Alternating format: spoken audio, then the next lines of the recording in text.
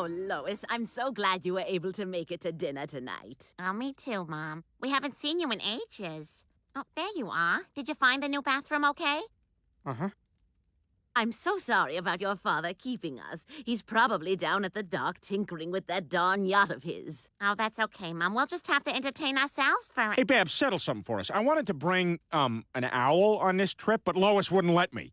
Could you have accommodated an owl? Well, I suppose there's some room in the owlery, but I can't be certain. I'll take that as a yes. You owe Doctor Who an apology. Hey, can we change the channel? I'm tired of watching old ships. Peter, that's not a TV. It's a painting. Actually, Lois, it is a TV. It's the PBS show Old Ships. God, I hate PBS. This PBS program is brought to you by generous grants from the Arthur Vining Davis Foundations and the John D. and Catherine T. MacArthur Foundation in association with the Corporation for Public Broadcasting, with additional funding by Archer Midland Whiteman Colgate Palmolive ExxonMobil and a 20 I found in a blazer I wore to a wedding last year. Tonight on Ken Burns' 9-part series on street signs, Part 4, Yield. Before they had the sign, people just run into each other. I don't know. Maybe you had to see the first 3 to get this, but I am completely lost. Lois, you said there would be other men my own age here, but there aren't, and I'm bored. Look, Peter, why don't you just grab a book off the shelf and be quiet? No! Books are jerks. Stop acting like a brat. Now, what about a picture book? Only if it has a mirror at the end of it and it says, "How about you?"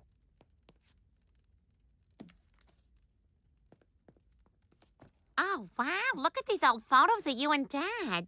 This must be around the time you guys were first dating, huh? Oh, dear, yes. Oh, your father was so handsome back then. I remember the day we met.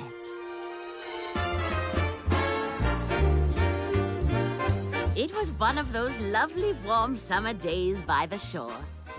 Perfect giant beach ball weather. Would you like another John Barrymore and soda? Ah, yes, thank you, Clarence. How are things in Terrible Hood? Terrible, sir. Good, good. Ah, you dumb bitch! My friend and I held our breath, wondering which one of us he was talking to. But the lucky one was me, and from there, our romance blossomed. Boy, you can take a punch, but at the same time, you cowered a little bit. Now that's a woman.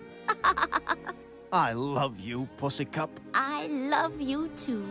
Now let's kiss while the camera pans over to the drapes. Good stuff happening over here.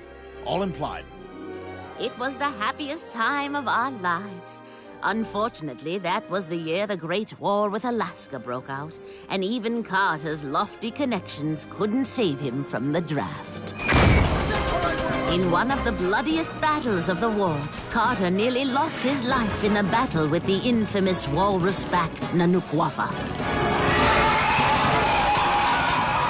But through all of it, Carter never forgot to write to me daily to send his love along with a mixtape. Babs, you want to spend a mind-blowing afternoon? Get stoned and listen to this song. Jeepers, creepers, where'd you get those peepers? But after some months, the letters stopped coming, and I was certain he had perished. So I took up with a young dandy named Reginald. He would bring me small chocolates and sit in my front parlor and pitch woo at me, taking my hand gently and singing from bended knee the popular songs of his youth. Marry me and I will buy you chewing gum.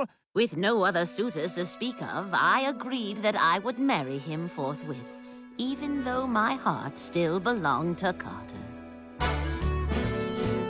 I believe Reginald knew this, and he even tried to strike me in the manner to which I had become accustomed. But it wasn't the same. And then a miracle happened. Babs! Carter!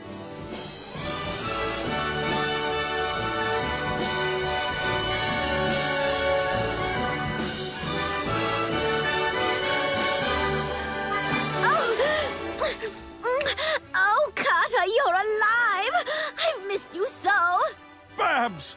Be my wife! Oh, yes! Carter, yes! Hey! That's That's my girl! Dear sir, I respectfully urge you to prepare yourself for one devil of a skirmish.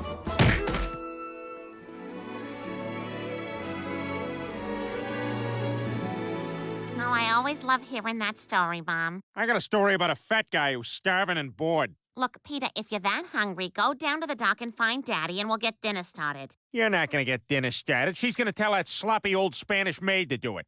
And she will, but only because she needs money to pay for medicine for her prematurely overweight son, Diabito. Mama, may I have cookie? No, Diabito. Roll back to kitchen. Oh. Mr. Pewterschmidt? Mr. Pewterschmidt, dinner's ready! Damn it, he can't hear me.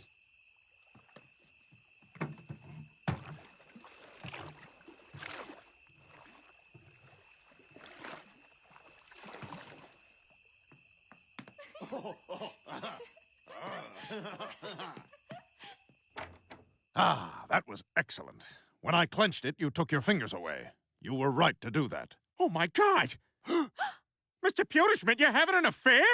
Ew! No, this is my sister. Ew! No, I'm impotent. Ew! I mean, she looked at me while I did it to myself. Ew! I mean, she's a man. Ew! We need more E's and W's down here now! We're trying! We're running out of letters! Just turn the M's upside down and send them down here! You can't just do that! There's a lot of paperwork before you I don't care! I'll take the heat! Just turn them over and send them down!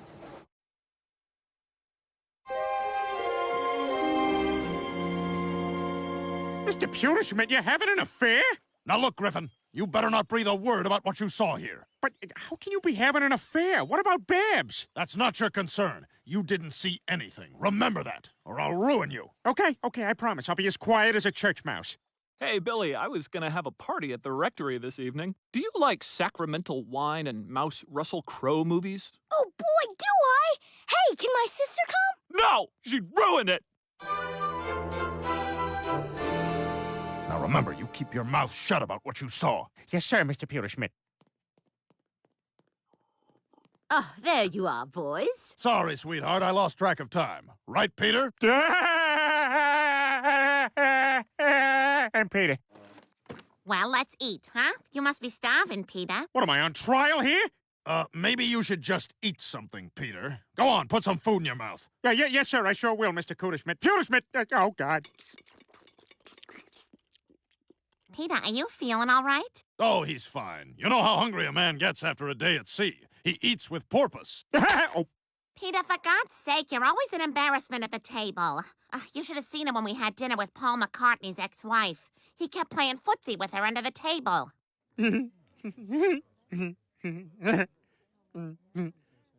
Oh, my God, I'm so sorry. Hey, guys, I got a problem. You know how Lois has that dad? Yeah?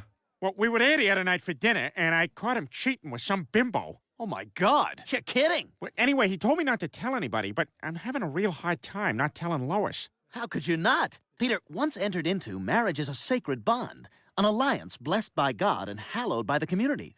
That's why I'll never opt for the matrimonial condition. It wouldn't be fair to the historical framework of the institution. But for those who do, and then turn their back on its long-standing convictions, shame. This is unwelcome news, Peter, very unwelcome. Yeah, I know, but I don't know what to do. It's really hard keeping my mouth shut. Actually, you know something, Peter? This could be an opportunity for you. What do you mean? Well, Lois's dad is loaded. You could probably get him to pay through the nose to keep your mouth shut. Yeah, you could really milk this thing, Peter. Huh. Never thought of it like that. Wait a minute, you're not serious. That's totally unethical. Yeah, Brian, no one cares what you think. Peter, you could make him your slave. Oh, man, he'd hate that even more than he hates sitcom two-parters. Tootie, it's 8:29. Now either try that beer or dump it down the sink. Wait. Oh, now I have to wait a whole week to find out if she gave in to peer pressure at that drinking party.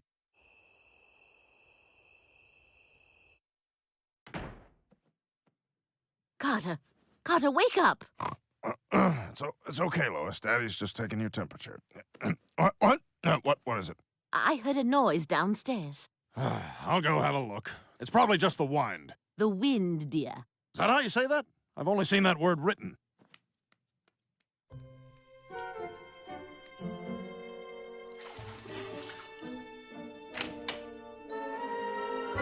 Hi, Hi, Mr. Peter Schmidt. Griffin, what the hell are you doing in my house? Well, I was getting ready to watch a movie on your big TV, but first I thought I'd use your hot, bubbly toilet. That's not a toilet. Hey, when's it go down, by the way? It's just doing a lot of loop-de-loops. Get the hell out of there, you son of a bitch! Oh, no. No, you don't get to talk to me like that anymore. Not unless you want me to blab about what happened on the yacht.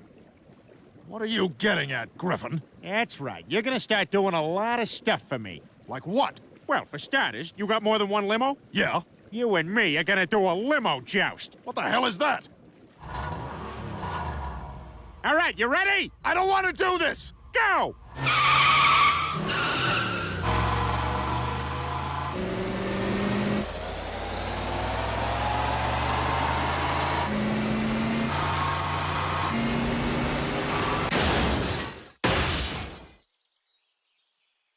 That went exactly as I wanted it to go.